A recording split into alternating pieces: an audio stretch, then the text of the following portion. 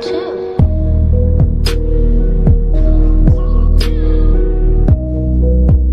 One aspect of Ayn Rand that seems to get lost with many that agree with her ideology is that she is an unapologetic atheist. Her views about religion help shape her objectivist philosophy. Her belief that altruism is evil stems from not only her political views, but also her disdain for religion. With one of the pillars of objectivism being reason, Rand views the existence of God as outside of reality. You cannot perceive God through your own perception, and thus you cannot verify that God exists. Not based on faith. On faith. Not on faith, not on arbitrary whim, not on emotion, not on arbitrary edict, mystical or social, but on reason and morality which can be proved by means of logic. Faith is the biggest pillar to those of religious beliefs. They are taught that just because there is no physical evidence of the God, you need faith in order to receive his blessings. This faith is a test of the character for the individual. This proves to God that the follower is a true believer. This also gives free will a stronger case to exist within the idea of religions. You may choose to believe or you may not. That is your choice. However, based upon that choice, you will suffer the consequences for not using faith to believe. When atheists talk about faith, we refer to this definition: a strong belief in God or in the doctrines of a religion, based upon spiritual apprehension rather than proof. The key point here is the belief is not based on any proof. When theists talk about faith, they generally use this definition: complete trust or confidence in someone or something. These definitions have entirely different uses and are often misused in regards to atheists talking about their own personal faith in God. The Bible seems to have also incorporated both definitions. In Hebrews 11:1, it says, "Now faith is confidence in what we hope for, and assurance about what we do not see." It combines the aspect of complete confidence in something with the idea of there being no proof. This complicates the discussion. The Bible also has many verses describing the importance of faith. Hebrews 11:6, "And without faith it is impossible to please God, because anyone who comes to him must believe that he exists and that he rewards those who earnestly seek him." Isaiah 40:31, "But those who hope in the Lord will renew their strength. They will soar on wings like eagles. They will run and not grow weary. They will walk and not be faint." Matthew 21:22, "And whatever you ask in prayer, you shall receive if you have faith." Ephesians 2:8-9, "For by grace you have been saved through faith, and this is not your own doing. It is the gift of God, not a result of works, so that no one may boast." Proverbs 3:5-6, "Trust in the Lord with all your heart, and do not lean on your own understanding. In all your ways acknowledge him, and he will make straight your paths." 2 Corinthians 5:7, "For we walk by faith, not by sight." 1 Corinthians 2:5, "That your faith might not rest in the wisdom of men, but in the power of God." Without faith, then Christians would not be able to follow the word of their God. It is wholly dependent on believing without any evidence. It is ingrained into the teachings of Christianity. For "we walk by faith, not by sight" is one of the most telling verses in the Bible. It literally says you need to believe without evidence because that's the only way to God. Ayn Rand hated the idea that anything be taken on faith. She defined it as, quote, "the acceptance of allegations without evidence or proof, either from or against the evidence of one's senses and reasons." Mysticism is a claim to some non-sensory, non-rational, non-definable, non-identifiable means of knowledge, such as instinct, intuition, revelation, or any form of just knowing. Objectivism differ from the philosophies that many of us have been exposed to in our youths, philosophies based upon religions, theologians, dogmatists? The very first difference, objectivism tells you that it is not right, it is not proper to man to take anything on faith. Religion is a matter of faith. you accept a religion emotionally or because you were born to it. You have not chosen it rationally. What objectivism will tell you is that reason, man's reason is his basic means of survival. That is the most important faculty which he has, and he has to guide his life and make his choices by means of his rational faculty. He has to make his own choices, but he has to know how to make them. It is immoral for him to act on his emotions, to be guided by the whim of the moment. That objectivism holds as very wrong, very immoral. And morality, in fact, consists of following your reason to the best of your ability. So that rationality is the basic virtue from which all the others proceed. The answer is this. Religion is a primitive form of philosophy. Because what religion and philosophy have in common is that it's a system of background premises. It gives you a frame of reference, a context, in fundamental terms, and then you live the concretes of your life accordingly. So religion is primitive, canned philosophy, if you want to. It gives you canned answers, and it says, here, you can rely on it, you don't need to think. It will tell you what to do in practically every situation, just obey us. Here, Ayn Rand says that religion is a canned philosophy. It tells you what you can and cannot do. Someone does the thinking for you. All one has to do is obey. To her, this means that man is not using their own reason, which would be immoral in her eyes. Accept the existence of a God, a divine prime mover, right? No. Now, the reason you don't is because you can't prove that such a entity or being or energy exists. I can't, nor can anyone else. There is no proof. There is no proof that there is no... so therefore, you've concluded that there isn't one. That's right. According to Rand, this means she's not agnostic. If man cannot perceive an entity with his own senses, then that entity doesn't exist. It's not reality. All knowledge is ultimately based upon perception. You can't prove there isn't. You are never called upon to prove a negative. That's right. A law of logic. All right.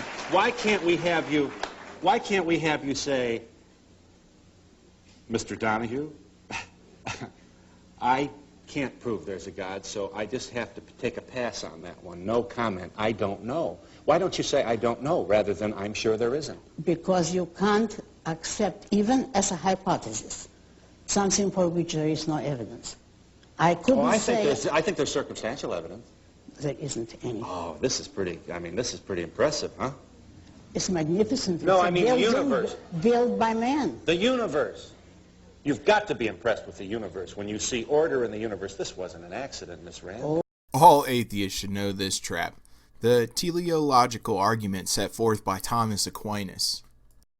Oh, now you've got to give me a few minutes. What do you think would happen in a disorderly universe? In a disorderly universe?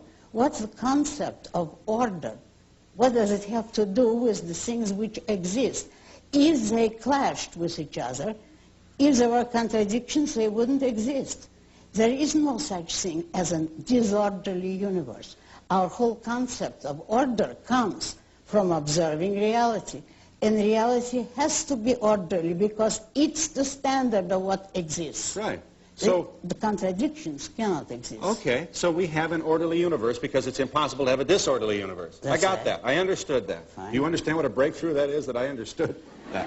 Oh! All right, now, having accepted that, okay, having accepted that, I still don't understand why can't you just leave the door open? Why do you have to be so unforgiving and so final and so, don't talk to me about it, you can't prove it, and anybody who goes around believing it is wasting time? Okay, we'll get out there and we'll give you that chance in a moment. He's quite right. Yeah, he thinks God can be proved. But That's right, and shouldn't be. Okay, yes. But the real issue here, as far as man is concerned, is that when you accept such an important issue as the creation of the universe, yes, on faith, you're destroying your confidence and the validity of your own mind. It has to be either reason or faith.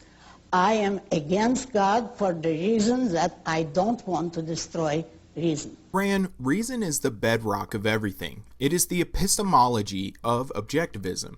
To her, reason is, quote, the faculty that identifies and integrates the material provided by man's senses, end quote. In order to accept the premise of God, one would have to not rely on their senses. She is against the idea of God because, quote, it then gives man permission to function irrationally, to accept something above and outside the power of reason and superior to reason, end quote. I think Rand says it perfectly here. Superior to reason. And what's so bad about that? Why can't I be a reasonable philosopher walking around wondering what it's all about, struggling, striving, trying to understand, enjoying the quest and the journey, and then in the last little part of my consciousness I say, I know you're there somewhere. I don't understand why you did it this way, but I'm certainly can't wait to die and find out. Because that... Tell me, no, I'm not grandstanding. Do you understand that? Are you? I'm not trying to be cute now. I'm honestly trying to understand, and I know that it's easy to step on a person of your controversial view and wave a flag, and I don't want to do that. No, but I know. do you appreciate the question? Do you understand? Why are those two things not possible? Yes, you said it, I think, unintentionally. You said, so I can't wait to die and find out. That, I'm serious, is one of the results of acting on faith. You can't wait to get out of this life. Rand can also knock down the original sin argument quite well. She understood that if there was no original sin, then there would be no reason for Jesus to have been crucified. But I didn't Original sin sure takes a beating in your writings, doesn't it? Oh, it does, yes. Yeah. You don't think that we're born with sin on us? Do you? Huh? No, I have never met a person who really could believe that. Well, but see, Can if you you fool believe around with original sin, there goes the whole idea of Christianity. If there is no Not original... really. Wait a minute. If there's no original sin, then what do we need Calvary? Why do we need the crucifixion? From what are we redeemed?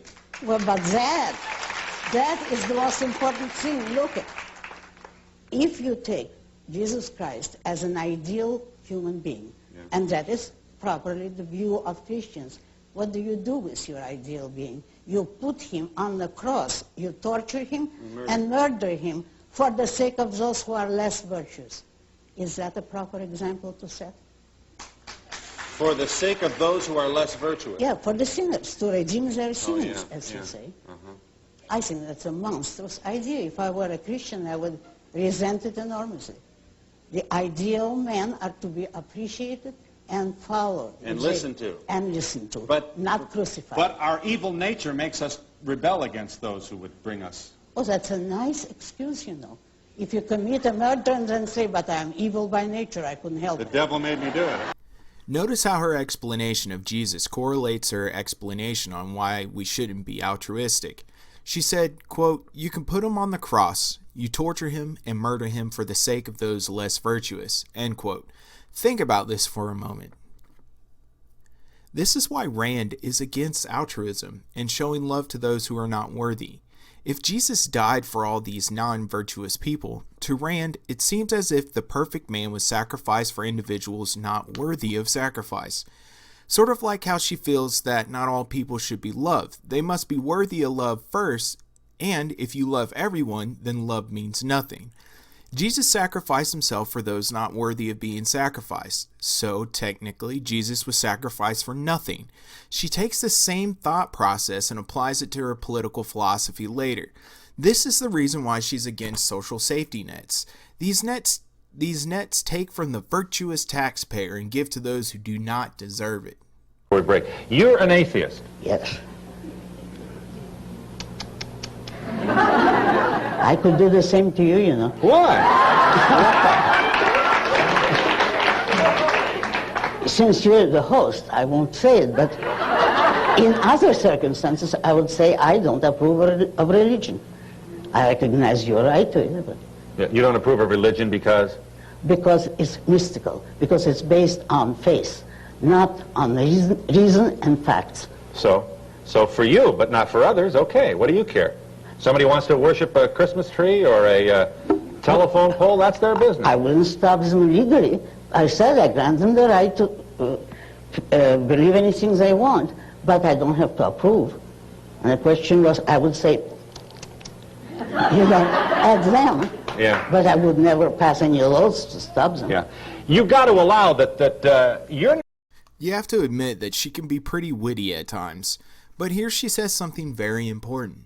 She believes in the freedom of religion. She would let you worship a Christmas tree and wouldn't pass a law to prevent you from doing so. not smart enough to know whether or not there's a God. Yes, I am, and everybody here is. Is what? Smart enough. That doesn't take much intelligence. You know why? Why? Because you're not called upon, I cannot be called upon to know a negative or to prove a negative. If there is a God and you prove it, that's fine. But you can't tell me you can't know that there isn't. I would say, yes, I know that there isn't because I've been given no evidence. Well, but the fact that you've been given no evidence may mean you just haven't been in the right place at the right time. Well, I mean, it may mean that. no. No. It could mean that about somebody else, but not about me. Right. Okay. Because I I'm don't, interested in Sure. this. I honestly don't want to be theatrical about this, and I'm not suggesting that you haven't been in this dialogue before, but I still have a lot of problems with, I think atheists are as arrogant as many of the so-called Christians or religionists that you decry. I'm saying... Arrogant in what way? In that you are here with your certainty saying there is no God, and anybody who believes there is there's almost a suggestion that you're foolish if you believe that there is. And I think that's a little arrogant and condescending if you... No, I don't call it foolish. I would have, if you want to tell the truth, I think it's a bad sign psychologically. It is a sign of a psychological weakness, of a man who is afraid to stand on his own mind and his own responsibility. Mm-hmm. Because you see, the absence of proof has gone on for centuries. Mm-hmm. Every argument for the existence of God is incomplete, improper, and has been refuted, and people go on and on because they want to believe. Well, I regard it as evil to place your emotions, your desire, above the evidence of what your mind knows. We start to see a lot of the concepts of objectivism pop up with their ideas on the existence of God. Man must use their own mind and not blindly follow dogma. Man must not believe in things that he cannot perceive.